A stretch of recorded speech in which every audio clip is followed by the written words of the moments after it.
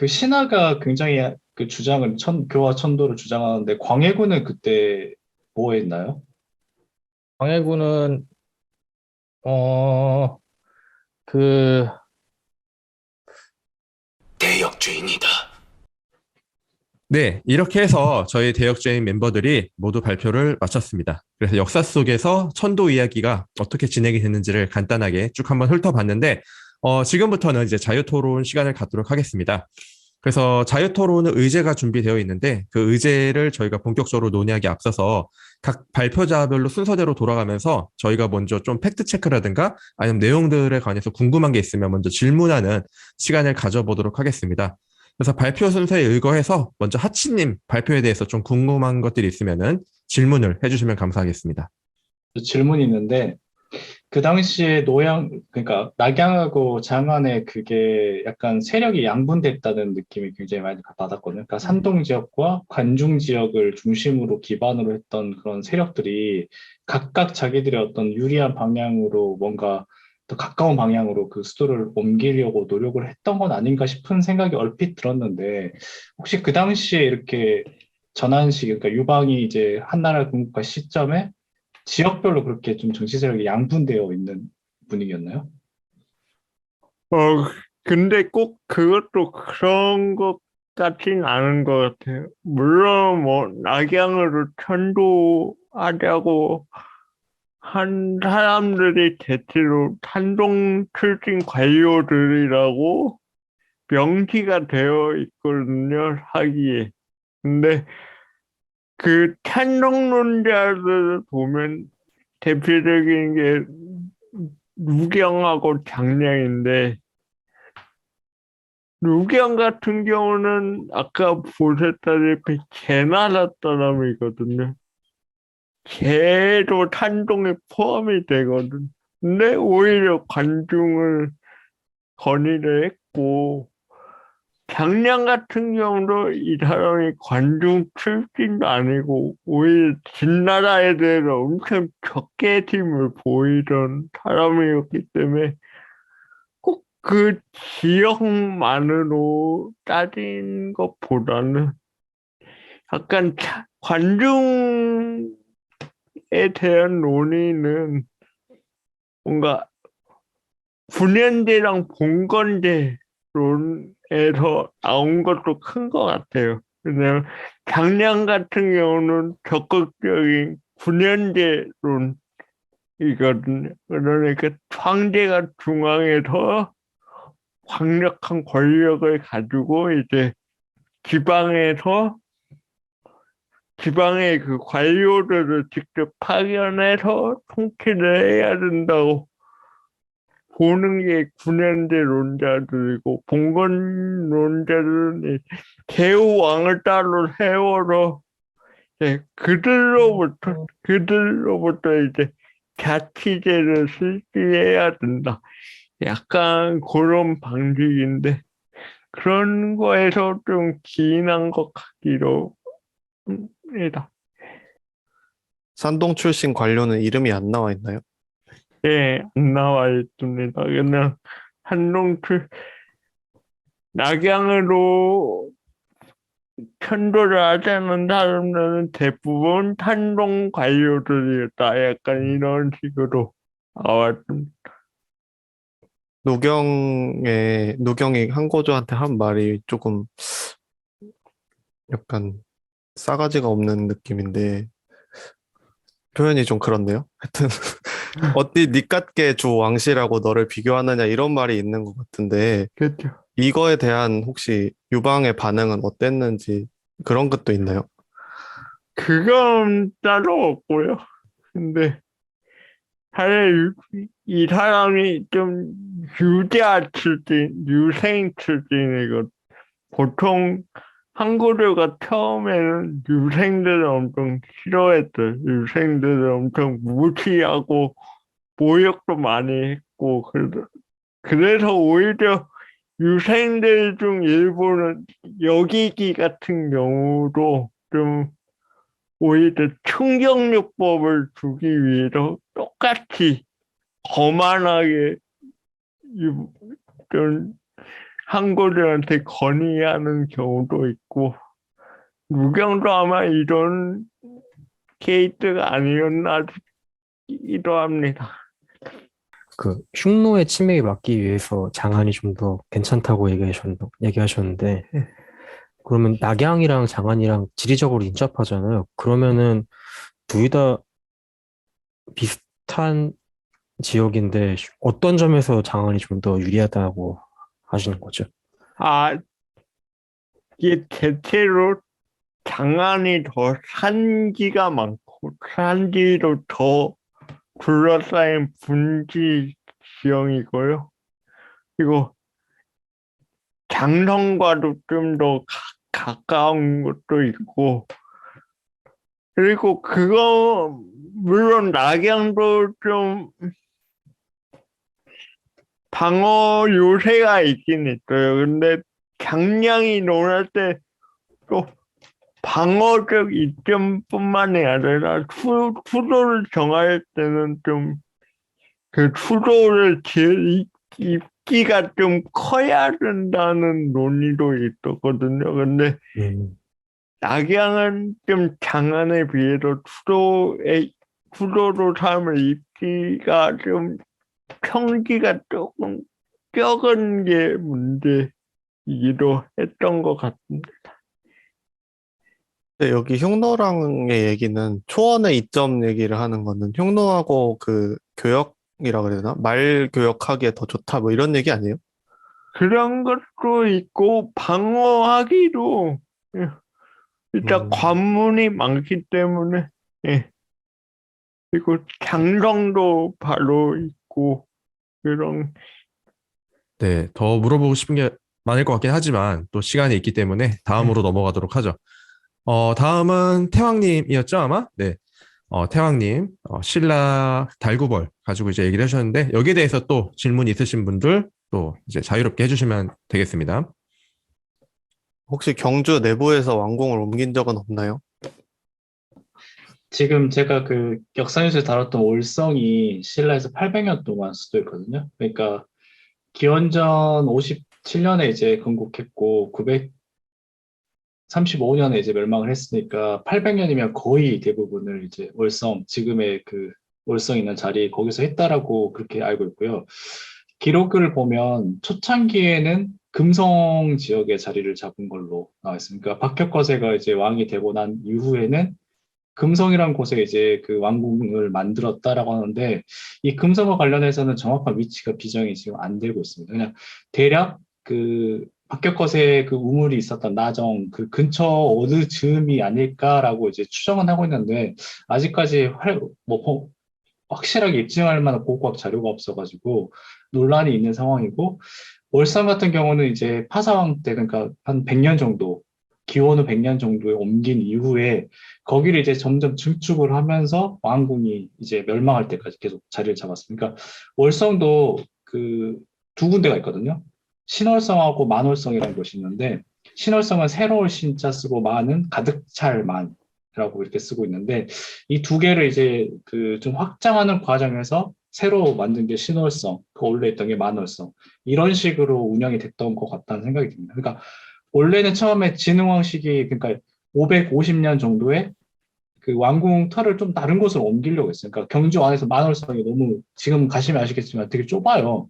그러니까 이것저것 건물이 많이 들어가기에는 너무 좁아서 좀 더 넓은 평야지대로 가면 어떨까 싶어서 지금은 황룡사 터가 있는 그 거기다가 궁궐을 지으려고 했는데 마침 거기서 황룡이 나타나가지고 궁궐을 못 짓고 이제 큰 사찰을 지었는데 그래서 결국은 만월성에 다시 돌아와서 거기를 이제 궁궐토로 계속 멸망할 때까지 썼던 것 같습니다. 그러니까 결국 평지로는 한 번도 올라가지 못하고 언덕 위에서 왕궁을 유지한 게 가장 오랜 그 기간을 차지하고 있다라고 이해하시면 될 것 같습니다. 그 안앞에 있는 거기는 네네네 동궁이라고 하잖아요. 동궁토로가 알고 있죠. 거기도 나는 평지인데 그렇죠. 글로는 안 옮기려고 했나요? 그 이제 그것도 이제 명확하게 기록이 없어가지고 확실치 않은데 그 김대문이라고 그 태종 그러니까 문부왕의 동생이 있는데 그 김대문의 집이었다라고 알려져 있어요. 그러니까 원래는 그 집이었는데 거기를 이제 개조를 해가지고 아. 동궁으로 이제 확장을 시켰다라는 이야기인데 그것도 뭐 확실치는 않습니다. 그러니까 그렇게 추정을 하고 있긴 한데 원래 있던 그 주요한 왕이 거주하고 왕이 필요로 하는 기본 시설은 만월성에 있고 추가적으로 필요한 어떤 관청 시설이라든가 뭐 동궁도 어떻게 보면 그 부속 시설이잖아요. 그런 것 같은 경우는 그 월성 바로 건너편이 그 동궁터잖아요. 안압지랑. 그래서 그 근처에 이렇게 사방으로 분포하지 않았을까. 그래서 지금 현재 아. 월성이 그 발굴이 되게 활발하게 이루어지고 있거든요. 그래서 그 신라 역사에서 월성이 갖는 중요성이 거의 800년 역사였으니까 굉장히 많은 게 뭔가 숨겨져 있을 것 같다고 생각하는데 비해서 지금 현재는 아직 밝혀진 게 거의 없는 상황이에요. 그러니까 지금 계속 연일 뉴스에서 월성 발굴과 관련해서 굉장히 심도 있게 다루고 비중 있게 다룬 이유가 바로 여길 파다 보면 뭔가 타임캡슐 같은 게 뭔가 나오지 않을까라는 그런 기대감이 있기 때문이라고 알고 있습니다. 생각해보면, 아까 보면 경주하고 대구하고 얼마 떨어지지 맞아요. 않은, 가깝죠, 되게. 경상도 밖을 안 벗어났다고 볼 수 있는데, 그게 약간 신라의 한계라고 할 수 있을 것 같기도 그럴 것 하거든요. 같아요. 근데 아마도 그 당시에 이제 신라가 통일했을 때 영향을 가장 중심지는 충주거든요. 그러니까 충주가 보면 제일 중심지 정도, 충주나 청주 정도가 이제 중심지인데 거기는 이미 신라 시대 때 그 소경이라고 해서 수도를 대신해서 전국의 주요 지역에 5개의 소경을 세웠어요. 그 중에 하나가 충주였는데 이미 충주에 소경이 있었기 때문에 수도는 거기로 선정을 하지 않고 그 외 지역에서 선정을 했고 그 가운데 이제 가장 적당한 곳이 대구였지 않나 싶은 생각이 그러니까 그 지도를 자세히 보시면 아시겠지만 그 경주가 있는 주변 지역이 좀 약간 텅 빈 느낌이 들거든요. 그러니까 그 외 지역에는 소경들이 되게 고르게 분포가 돼 있는 걸 비해서 경상도 지역이 굉장히 그 경주 북쪽으로 보면 좀 공허한 어떤 영역이 있는데 거기를 보완하기 위해 대구로 이렇게 수도를 옮기려고 했던 건 아닌가 싶은 생각도 듭니다. 그게 좀 독특하네요. 수도 이전 대상지로 생각을 안 했다는 게. 신라가 좀 특이한 게 되게 전통적인 성향이 굉장히 강하거든요. 그러니까 전통을 계속 고수하는 그런 성향이 아. 강했기 때문에 그 어떤 의견도 있냐면 대구로 옮기는 이유가 뭐냐면 그 김씨가 이제 그러니까 그 신라 왕들이 김씨잖아요. 오랫동안 김씨가 했는데 그 김씨가 그 경주에 오기 전에 원래 거주지가 대구라는 이야기도 있습니다. 그러니까 그 삼국유사나 삼국사기 보면 김씨가 그 김할지라는 애가 이제 갑자기 등장하는 것처럼 이제 나와 있긴 하지만 걔가 원래는 대구에 있다가 거쳐가지고 경주로 유입되는 외부의 집단이 아닌가라는 그런 그 추론이 있고 그렇다면 걔들이 어디에 거주했냐 했었을 때 대구. 그래서 그 김씨 왕조가 엄청 이제 그 박석김이 새 왕이 돌아가면서 하다가 이제 김씨로 정립이 되는 과정에서 그러면 우리 원래 고향으로 돌아가자. 그러니 원래 고향 어디냐? 대구다. 그럼 대구로 갑시다라는 어떤 그런 분석도 있긴 합니다. 근데 그것도 이제 추론이기 때문에 명확하진 않지만 어느 정도 좀 설득력 있는 이야기이기도 한 것 같아요. 왜냐면 좀 대구는 거의 경주에서 얼마 떨어지지 않았거든요. 지도상으로 봐도 되고 지금 현재에서 가더라도 굉장히 가까운 곳인데 왜 하필 대구지? 차라리 중심지로 옮기는 게 낫지 않나 하는 생각이 들었을 때 어떻게 보면 이 설명이 좀 납득이 가기도 하는 부분이 분명히 있습니다. 뭐 답변하기 좀 어렵고 길 수도 있겠는데 한쪽으로 치우쳐져 있는 수도 문제도 언급이 있었잖아요. 근데 이제 신문왕이 수도를 옮기기 시도했던 게 이제 7세기 이제 중엽 이후이고 후삼국이 시작된 게 이제 9세기 이제 후반 그때쯤인데 거의 한 근 200년 동안 신라가 한쪽에 수도가 편중돼 있음에도 불구하고 더 넓어진 영토를 200여 년간 다스릴 수 있었던 원동력은 무엇인지도 그냥 갑자기 궁금해지더라고요. 서울 같은 경우에도 어떻게 보면 지금 국경선 아닌 국경선, 전선과 가까운 지역에 수도가 있음에도 불구하고 우리나라도 뭐 잘 버티고 잘 살아오고 있는데 뭐 신라는 뭐 어떤 힘이나 뭐 제도가 있었는지 궁금했습니다. 예. 이건 뭐 제 개인적인 생각일 수도 있는데, 아무래도 신라가 우리가 생각한 것만 그렇게 폐쇄적인 사회는 아니었던 것 같다는 생각이 들어요. 그러니까, 뭐 골품제 얘기도 하고, 그다음 뭐 신분 때문에 뭐 멸망했다 뭐 이런 이야기도 많이 하긴 했는데, 어쨌든 그러니까 결국은 신라 외의 지역은 다 지방이잖아요. 지방을 통치할 때 있어서 그 행정 시스템이 굉장히 발달했다라는 생각이 들어요. 그러니까 중국의 어떤 좋은 점들, 좋은 제도 같은 거를 잘 유입을 하고, 그러면서 아까 말했듯이 되게 보수성이 되게 강하다고 했잖아요. 그러니까 신라의 전통과 중국의 선진 어떤 그런 제도를 잘 결합을 해서 지방을 통치할 때 그런 시스템을 잘 녹여냈다라는 생각이 들어요. 그러니까 뭐 단적인 예로 예를 들자면 신라가 이제 통일하기 전에는 새로운 영역을 차지하면 군사적인 지배를 먼저 해요. 그러니까 왜냐하면 여기는 이제 행정적 통치보다는 군사가 더 우위다 해서 주를 설치를 하는데, 이게 나중에는 이제 구주 오서경이라고 해서 다시 행정적으로 새롭게 편성을 다시 시키거든요. 그러니까 때에 맞춰서 어쩔 때는 군사적인 어떤 측면을 강조할 때는 그때는 이런 식으로 제도를 정비를 하고, 통일 이후에는 이제 행정이 더 중요하니까 행정적인 어떤 시스템을 새롭게 갖추는 그런 변화에 굉장히 또 수용을 굉장히 잘 했다. 그게 어떻게 보면 신라가 되게 오랫동안 유지할 수 있었던 그런 비결이 아닐까라는 생각이 듭니다. 그러니까 결론적으로 말하자면 보수성이 굉장히 강하고 전통적인 어떤 그런 걸 가치를 중시하면서도 새로운 변화가 필요할 때는 과감하게 변화를 또 시도하는 그런 게 있지 않나라는 생각을 합니다. 달구벌 천도도 어떻게 보면 그런 시도를 하려고 했는데 결국은 또 실패한 그런 케이스이기도 하죠. 어떻게 보면. 네, 그러면은 이제 또 시간이 됐으니까 다음 순서로 넘어가 보도록 하죠. 마구니님, 고려의 남경에 대해서 얘기를 해주셨는데 또 여기에 대해서 질문이 있으신 분들 자유롭게 해주시면 좋을 것 같습니다. 약간 근원적인 질문일 수도 있는데, 고려 왕들은 왜 남경으로 그렇게 자꾸 천도를 하려고 했어요? 오히려 평양이 더 중요했다면 평양으로 수도를 옮기려고 하는 게 낫지 않았을까요?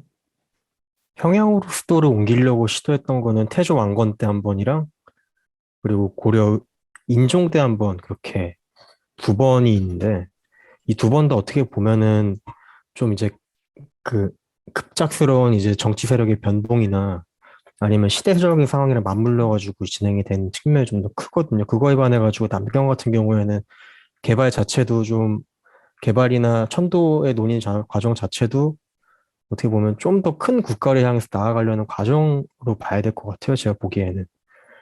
석강 같은 경우에는 좀 정치적인 그 변동 속에서 항상 석강천도 문제가 이루어졌었거든요.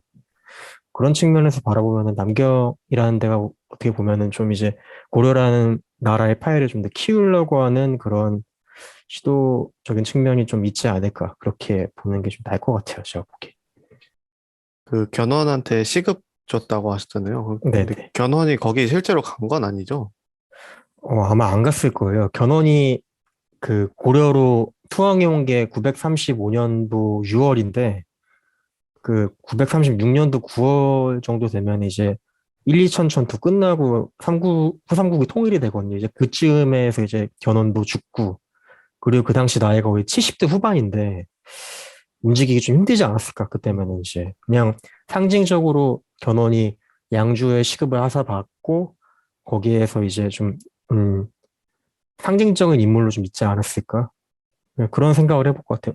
물론 가려면 갈 수는 있긴 한데 어쨌든 간에 일국의 왕이었었는데 그 사람을 쉽게 외방으로는 보내지 않았을 것 같아요. 네, 그것도 뭐 저의 개인적인 생각입니다. 지금 견훤능 봐보니까 논산에 있더라고요. 네네. 그러니까 시급을 서울 쪽에 받았으면 서울에 묻힐 줄 알았었는데 예상외로 다른 곳에 묻혀 있어가지고 그게 네. 그 뭐지? 그 전에 그 안내판을 한번 읽어봤었는데 그 견훤이 묻힌 견훤능에서 이제 조감을 쫙 보면은 거길로 이제 전주가 보인다고 하더라고요. 900제의 수도였던. 그래가지고 그러니까 걔를 그 견훤을 전주에다가 묵일 수는 없잖아요. 그 당시에는 통일된 지 막 통일된 시점인데 그때가 점령군 입장에서는 그런 구시대 그런 인물을 놓기에는 좀 위험하니까 아무래도 논산 쪽에다 놓지 않았을까 싶어요. 그리고 취급이란 자체가 이게 읍을 먹는다는 의미인데 이게 읍에서 이 산물을 조례로 투치할 수 있는 권리일 거예요, 아마. 물론 직접 가서 다스리는 경우도 있지만 보통은 많은 제후 왕들이 수도에 머물면서 이제 그 봉지로 하사 받은 그 영지에서 조세만 수취하는 그런 방식이었을 가능성이 더 크죠. 네, 아마 그럴 거예요. 그 견훤이 투항한 시점에서부터 되게 급박하게 그 네. 상황이 진행이 되는데 그 다음 달 정도에 이제 신라에서 입조를 한다고 논의가 시작이 되고 그 해에 또 이제 신라 경순환이 개경으로 오게 되니까 아무래도 그런 상황을 보면은 직접 가서 다스리고 뭐 통치하고 그럴 만한 상황은 아니었던 것 같아요, 확실히. 그리고 이건 저는 이 남경 한양이 겹치는 두 분한테 다 질문을 하려고 그러는데 그 고려사가 조선 초에 편찬됐잖아요. 그래서 근데 거기에 이제 남경도읍을 이전하자는 논의가 고려 때 있었다. 이 얘기들이 거기에 나오면서 풍수지리적인 이유가 이렇게 나온다고 하셨잖아요. 그래서 근데 그게 조선에서 한양천도를 하기 위한 어떤 그런 내용을 뒷받침하기 위한 일종의 언플은 아니었을까 그런 생각이 갑자기 들더라고요. 그래서 혹시 그런 가능성도 있을까요? 그러니까 원래는 그 정도로 풍수지리적인 이점이 부각되지 않았었는데 고려 때는 근데 뭐 조선조에 와서 그게 오히려 부각된 것은 아닌가 그런 생각도 들더라고요.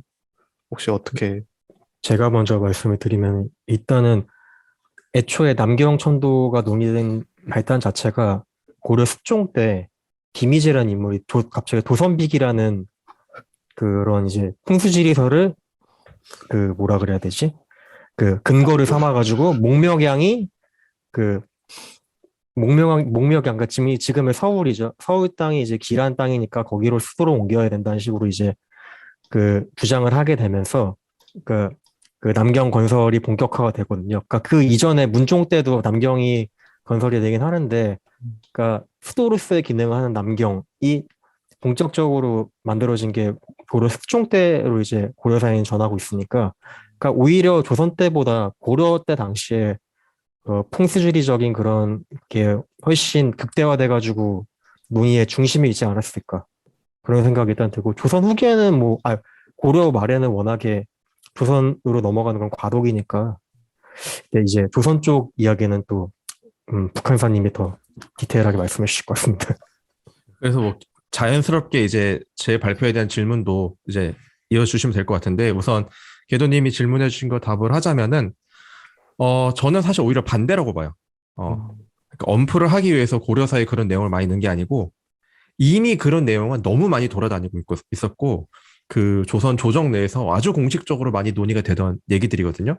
근데 그 사람들이 결국 그 고려사 편찬을 하는데 참여했던 인물들이기 때문에 언플을 하기 위해서 이런 내용을 썼다라기보다는 이미 충분히 논의되고 있던 내용인데 고려 말에도 그런 논의가 있었으니까 그냥 그거를 어차피 같은 인물이 쓰는 거니까 담지 않았을까라고 하는 게 제가 볼 땐 뭐 논리적으로 조금 더 맞는 접근인 것 같습니다. 네.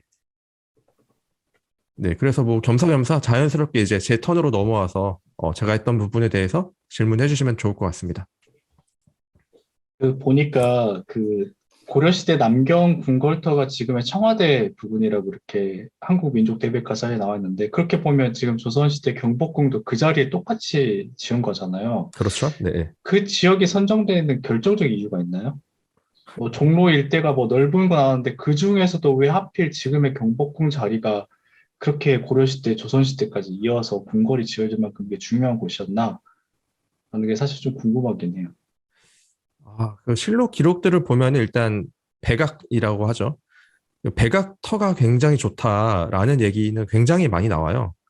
근데 사실 나온 얘기들이 우리 계속 지금 회자가 되고 있는 풍수지리에 근거한 것들이어가지고 실제로 그게 근데 이제 풍수지리적으로 왜 좋은지는 제가 잘 모르니까 그렇다면 뭔가 현실적인 이점들이 또 있었을 텐데 왜 도움이 됐을까라고 했을 때 거기에 대해서는 사실 기록이나 이런 거 봤을 때 딱 명확하게 나오진 않아요. 명확하게 나오진 않아요.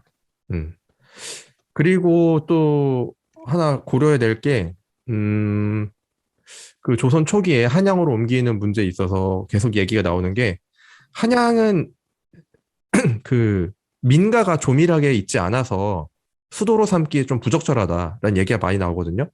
그러니까 수도로 삼기에는 민가가 부족하다가 굉장히 중요한 문제인 게, 수도에서는 공역이 굉장히 많아요. 그러니까 수도민들이 해야 하는 일들이 굉장히 많아요. 그것 때문에 수도에 사는 사람들은 보통 요역에서 빼주고 이러는 건데, 근데 그런 공역들을 충분히 소화하기 민가가 조밀하지 않으면은 그런 것들이 잘 원활하게 이루어지지 않겠죠.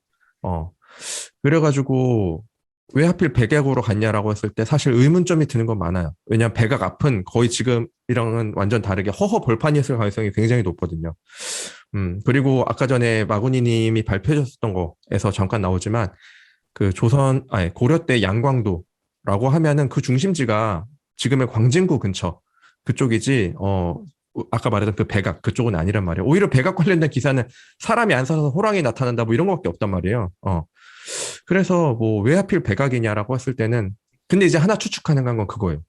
일단 거기가 제가 알기로 서울에서 가장 평평하고 그나마 제일 분지 지형일걸요? 거기가? 그러니까 아주 넓은 평평한 지형이면서 동시에 분지처럼 형성되어 있는 곳이 제가 알기로는 딱 그 털 거예요. 실제로 지금 네이버 지도 그 지형도를 켜서 봐도 그렇게 돼 있단 말이에요. 근데 결국 이제 그 도성을 만들어야 되는 그 구역을 정해야 되는데 성이라는 건 결국 반평지랑 반산 이거를 껴서 할 수밖에 없거든요. 그래서 그런 것도 좀 고려의 대상이 되지 않았을까라는 생각이 들긴 합니다. 그 말씀 중에 이제 생각난 게 조선이 좀 특이한 선택을 한 것 같긴 해요. 신라 시대 때나 고구려가 이 서울을 점령했을 때 중심지가 광진구였거든요.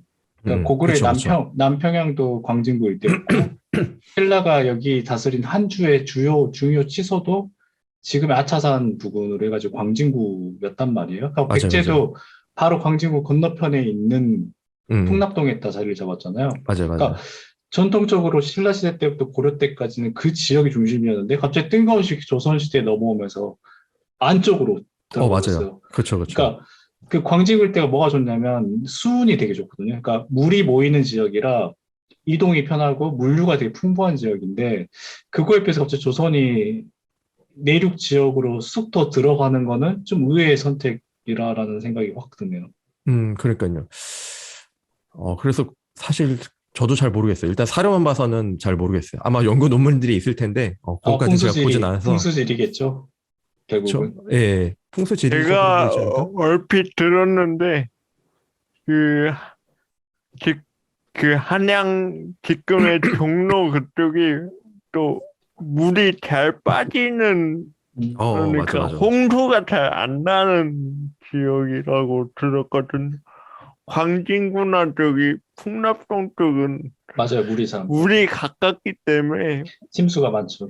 침수가 많은데 이 맞아요. 백악 맞아요. 쪽은 좀 물도 잘 빠지고 지형이 네. 좀 높은 지형이라 그렇게 홍수 위험이 없다고 들었어요. 맞아요. 네. 지금이야 한강이 이제 정비가 됐겠지만 예전에 지류들이 되게 많았거든요. 그래서 백제시대 때 지금 풍납토성이나 멍촌토성은 강이 보이긴 하지만 강이 들어오진 않잖아요. 근데 예전에는 배가 직접 들어올 정도로 물이 되게 많은 곳이었어요. 그래서 그쪽에 이제 그 백제시대 때 만들었던 제방 시설 이런 것도 고고 발굴이 되기도 하거든요. 그러니까 그 말은 곧 그쪽이 물이 굉장히 풍부하고 물이 좀 질척이는 땅이었다라는 그 의미인 것 같아요. 그래서 하친이 말씀대로 좀 수도를 지으려면 물이 잘 빠지는 지역에 지어야 건물을 많이 지을 수 있잖아요. 그래서 그런 게 진짜 고려된 것 같다는 생각이 드네요. 충분히 가능성 있는 얘기 같아요. 생각도 못 했는데, 맞을 것 같아요. 근데 지금 지도 보면 광진구 거기가 간선도로가 뚫고 지나가는 길이네요. 그렇죠. 예. 네, 맞아요. 어, 그러면 그쪽에서 이제 쭉 올라오면 노원이고. 북쪽에서 남북으로 이렇게 뭐 교전이 일어나고 맞아요. 맞아요, 네, 맞아요. 좋아요. 세력 물도 이전이 그렇고 일어나던 그 육상도 시기면 네, 되게 거기가 중요한 곳이에요. 자연스럽게 중심이 될 수밖에 없는 것 네. 같고 좀 더 서쪽으로 오는 거는 북한산이 가로막고 있으니까 그 부분이 좀 더 영향을 많이 끼치지 않았을까 그런 것 그런 같아요. 생각도 듭니다. 조선시대 때는 전쟁 그런 거보다는 행정적인 그런 측면이 더 오히려 강조된 것도 좀 고려가 된 것 같기도 하고, 왜냐면은 아까도 말했지만 왕이 살아야 되니까. 완전한 계획 도시로 만들 생각을 하고 있었기 때문에 그렇기 때문에 실제로 터가 평평하고 넓은 것 자체는 고려가 많이 되긴 해요. 계획 아, 도시를 만들어야 되니까. 그래서 그런 걸 수도 있겠어요. 아예 신도시를 만들려면 아예 새로운 진짜 곳, 빈 땅에, 민가가 빈 땅에. 없는 땅을 그치, 찾아야 그치. 되는데 그치. 중심지는 거기가 원래 아니었었으니까 민가가 별로 없었을 것이다. 그리고 그래서 애초에 남경 만들 때부터 고려됐던 게 개경이랑 가까운 곳이라잖아요. 그쵸, 그쵸. 개경이랑 가까워야 되는 건데, 그러니까 이것저것 자료들을 찾아보니까 그 처음에는 그 광진구하고 노원역을 지나가는 그쪽 교통로가 고대하고 고려하고 전기 때까지는 발달을 많이 했었는데, 그러니까 이게 고려 중기를 넘어가면서 그 뭐 북한산이나 고양시 파주 쪽에 이제 뭐 여기 선원들도 많이 들어오고 사찰들도 많이 들어오게 되면서 그쪽이 이제 간선도로 역할을 했다고 하더라고요. 장단, 파주, 뭐 고양 그쪽이. 그러면서 자연스럽게 이게 남경이 건설이 되었고, 그러니까 그런 측면에서 또 바라보는 것도 있어야 될 것 같다고 생각이 되네요. 그리고 이게 의외로 간단한 문제가 아닌 게 아까 제가 보여줬던 사례도 나오지만 온 사방의 도로의 중심지가 거기다라고 얘기를 하는데 그러니까 광진구만 하더라도 수은이 그렇게 막 편한 곳은 아니에요. 아까 말했지만 그 제방이나 이런 것들이 제대로 안 되어 있고 그래가지고 그래서 그 지금의 그 한양 거기로 하면은 그 근처에 지류들이 아까 많다 그랬잖아요. 그 지류들을 따라서 창고를 굉장히 여러 개 만들 수 있는데 그 창고들을 배를 따라서 가면 결국 강화도랑 이어지는 거거든요. 근데 그 강화도에서 좀만 올라가면 예성강이란 말이에요, 어차피. 그러니까 아까 와구니님이 정확히 지적한 것처럼 개경에서 하던 것들의 기능을 엄청나게 많이 옮기지 않고도 그대로 할 수 있는 것들을 해야 되는데 조세 운송은 강화도까지 와서 예성강으로 가냐, 한강으로 빠지냐 이 차인 거란 말이죠. 그럼 한강으로 빠졌을 때 최대한 빨리 많은 지류들을 이용해가지고 창고로 옮겨야 되는데 거기를 하기에 적합한 장소는 또 지리상으로 봤을 때는 아까 그 한양이라는 거죠. 그래서 또 이제 저희 학교 근처에 있는 그 광흥창이라든가 요새 용산창 이런 것들이 다 이제 그런 것들이랑 관련 있는 또 거죠. 그러니까 실제로 조세 운송을 어떤 방식으로 할 수 있느냐, 조세 운송 루트가 기존에 있던 걸 그대로 활용할 수 있느냐, 이런 것도 되게 중요한 문제인 거죠. 그거 보니까 저도 이제 달구벌 천도에서 중요하게 생각해야 될 게 교통로가 밀집되어 있는 지역이 대구거든요. 그러니까 신라에서 전라도로 빠지거나 충청도로 빠지려면 대구는 무조건 거쳐야 돼요. 왜냐하면 평지가 그렇게 산이 많잖아요. 그 경상도 지역에. 그 넓은 평지가 있는 거는 경주, 경산, 그다음에 대구를 거쳐야 대구에서 그다음에 이렇게 길이 갈리거든요. 전라도로 빠지는 길, 충청도로 빠지는 길, 강원도로 빠지는 길. 그러니까 결국은 달구벌이 조세 운송이라든가 교통로 확장성이라든가 이런 문제에 있어서 굉장히 중요한 게 생각했던 곳이 아닌가라는 생각도 문득 그거를 제가 아까 전에 태영님께 질문할까 하다가 시간이 오래 걸릴 것 같아서 안 했는데 지금도 대구가 되게 교통 중심지잖아요. 그러니까 그게 지금은 대구가 교통의 중심지인데 제가 잘은 몰라요. 잘은 모르는데 제가 아는 한도 내에서는 대구는 수은을 이용하기는 되게 불리한 곳으로 알고 있거든요. 금호강이나 낙동강이 그 근처에 근데 많거든요. 낙동강이 대구로 직통하지 않지 않아요? 엄청 꾸불꾸불해서 가지 않아요? 금호강을 통과해서 낙동강을 빠져나갈 수가 있어요. 근데 또 조선 때 거기 경남 가명이 대구에 있던 걸 보면 또 나름 그때 중심지였던 교통의 것 요지이긴 하죠. 네, 맞아요. 그러면은 우리 지금 계속 얘기가 좀 새는 것 같으니까 빨리빨리 그 나머지 두 분에 네네. 대한 얘기를 듣고 그 다음에 다시 의제를 제대로 하는 게 좋지 않을까라고 네. 생각이 드네요. 예. 다음 누구지? 수평님. 수평님. 이것도 결국 풍수지리 얘기인데. 그래서 아, 그쵸. 스펙님에 대해서는 우리 짧게 질문합시다. 어차피 우리 이따가 풍수질에 대해서 그렇죠. 논하는 의제 타임이 있으니까 아니, 저는 그거를 최대한 피해가면서 좀 질문을 하도록 발표를 합시다. 들으면서 가장 중요한 게 그 신하가 굉장히 그 주장을 교와 천도를 주장하는데 광해군은 그때 뭐 했나요? 광해군은 그 하고 싶어 네. 해가지고 의견을 물어보고 하는데 뜻대로 안 되니까 비밀리에 추진을 하려다가 또 그것도 잘 안 돼가지고 어 뭐 이거는 이제 비상용으로 이궁을 건설하는 거다라고 했는데 그것도 잘 안 되고 네, 거기에 더해가지고 이의신이 나라를 혼란스럽게 하니까 이의신을 벌하라는 요구가 하도 빗발치니까 그 이의신을 보호해주는 데 거의 한 2년을 소비하죠. 그럼 결국은 교와 천도가 이의신이 아니라 광해군의 의지가 맞는 거죠? 음, 그렇다고 봐야죠. 예. 근데 왜 이의신은 교화해요? 거기가 지리적인 이점이 도대체 어떤 게 아주 있길래 그쪽으로 가려고 한 건가요? 2점이라.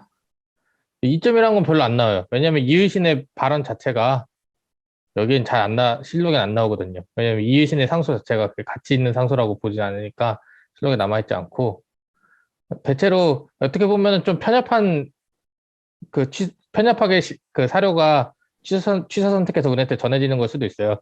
여러 가지 조건이 있겠지만, 그 중에서도 강조되는 게, 실록에서는 지기가 안 좋기 때문에 교화가 한양보다 지기가 좋아서 이렇게 옮기려고 하는 거다라는 식으로 이제 소개를 하는 거죠. 그래서 그 외에 그것만 가지고 이야기는 안 했겠죠, 설마.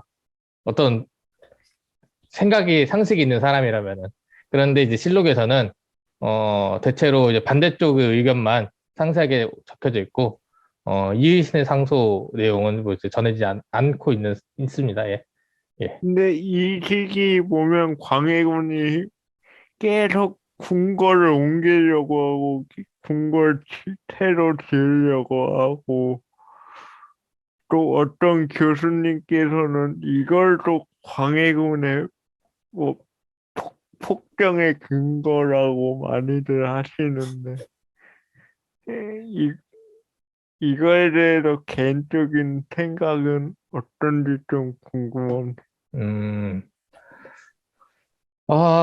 이것도 뭐 좀 실록에서 어떻게든 광해군을 뭐 깔려고 하는 깎아내려야 되기 때문에 광해군이 좀 풍수에 좀 더 집착하는 모습이 있다라고 이제 소개를 많이 하거든요. 그래서 광해군이 이제 궁궐을 많이 짓는 것 역시도 결국에는 처음에 창덕궁을 먼저 복원을 중건을 하는데 사신의 평에 따르면은 이의신이 창덕궁에서 역대 왕들이 불행하게 끝난 왕들이 몇 명 있다라고 하면서 창덕궁 터가 안 좋으니까 왕께서는 이제 지금 경운궁 그쪽에 임시행궁에 있는데 창덕궁으로 들어가지 말고 창경궁까지 중건을 해가지고 그쪽으로 들어가라라는 식으로 이제 이야기가 있어가지고 창덕궁 중건하자마자 창경궁 새로 짓고 창경궁 새로 지으니까 이제 또 다시 뭐 경운궁 짓고 뭐 인경궁 짓고 뭐 이런 식으로 갔다라고 이야기를 하더라고요. 그래서 뭐